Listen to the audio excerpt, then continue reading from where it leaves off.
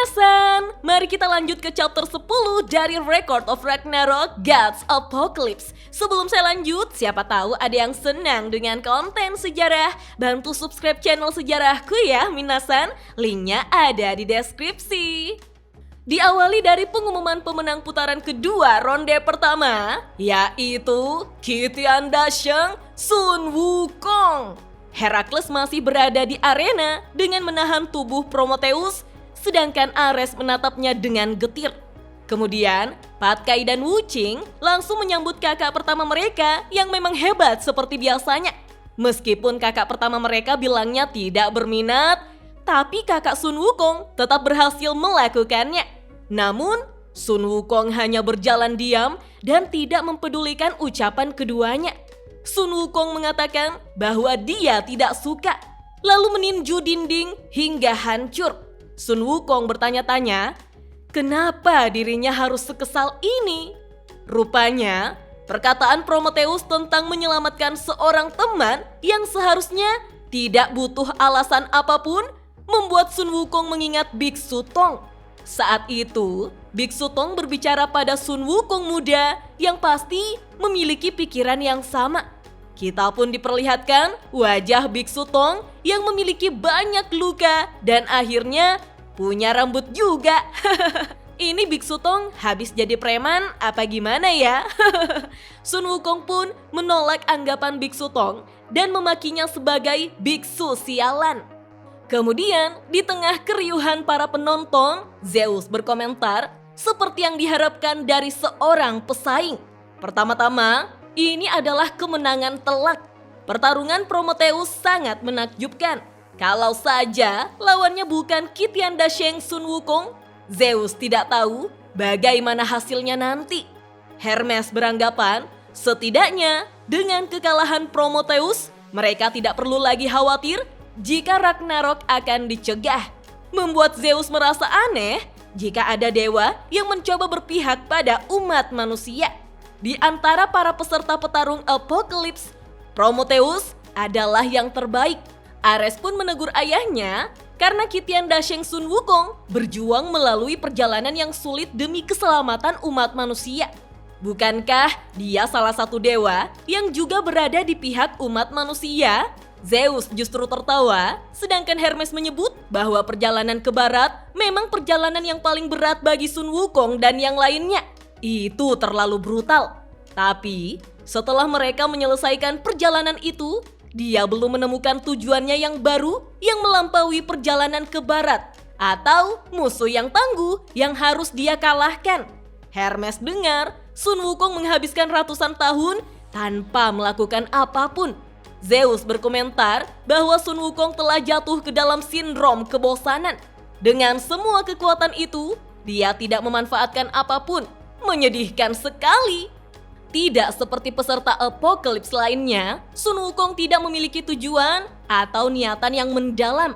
Bagaimanapun, dia hanya dewa surgawi luar rendahan yang kuat. Sementara itu, Patkai dan Wuching berbicara bahwa mereka sama-sama ingin melihat kakak pertamanya yang bersenang-senang. Kakak Wukong sama sekali tidak bosan. Dia hanya merasa muak.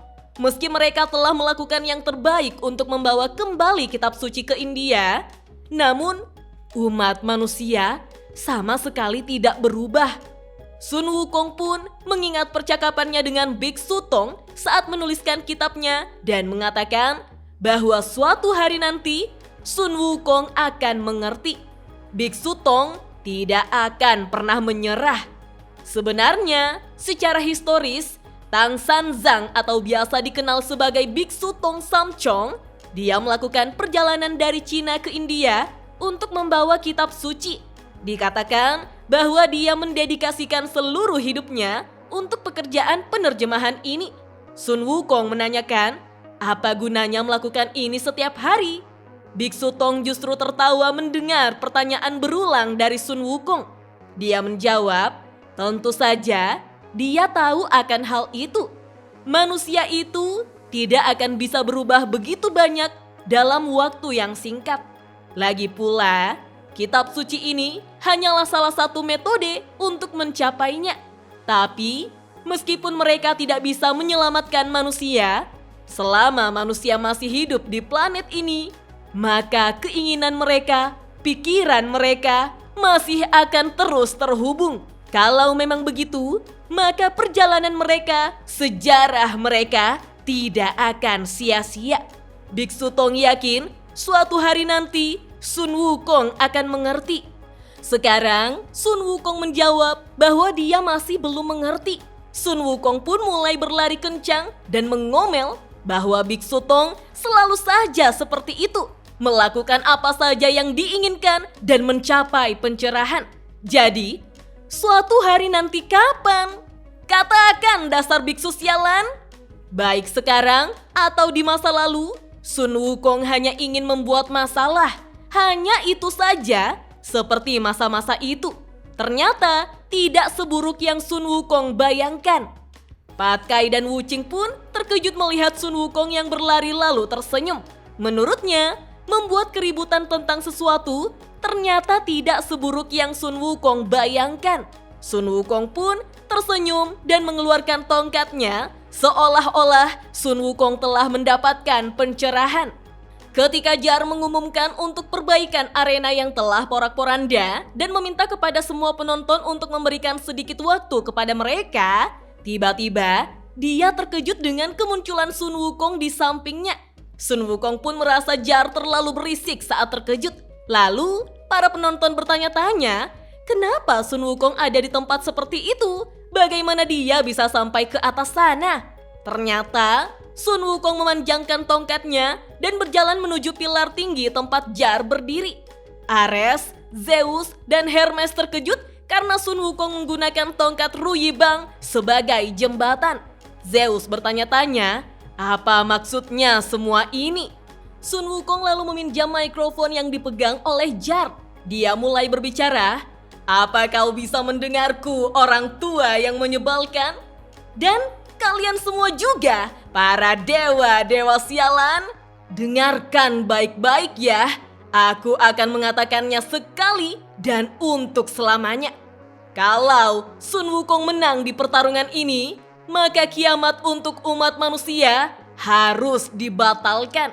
Wah, akhirnya Sun Wukong yang selama ini kita kenal sebagai dewa yang binal menunjukkan sisi kebuasan sebelum dijinakkan. Dia sama sekali tidak hormat pada kakek Zeus, apalagi pada dewa lainnya. Lalu tindakannya persis seperti Buddha, yang mana Buddha berpihak pada manusia.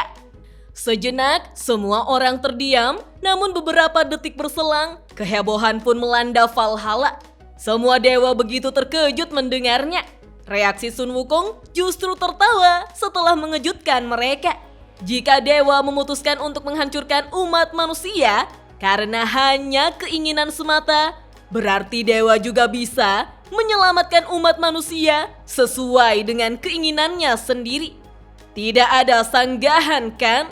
Lagi pula, Sun Wukong masih punya banyak waktu. Zeus terlihat diam menatap Sun Wukong, sementara para dewa lainnya mulai memaki Sun Wukong sebagai dewa surgawi luar kecil dari timur. Jangan pikir kalau Sun Wukong itu penting di sini. Apa Sun Wukong sudah gila atau sudah merasa pintar akhir-akhir ini? Apa Sun Wukong berencana menambah daftar musuh lagi?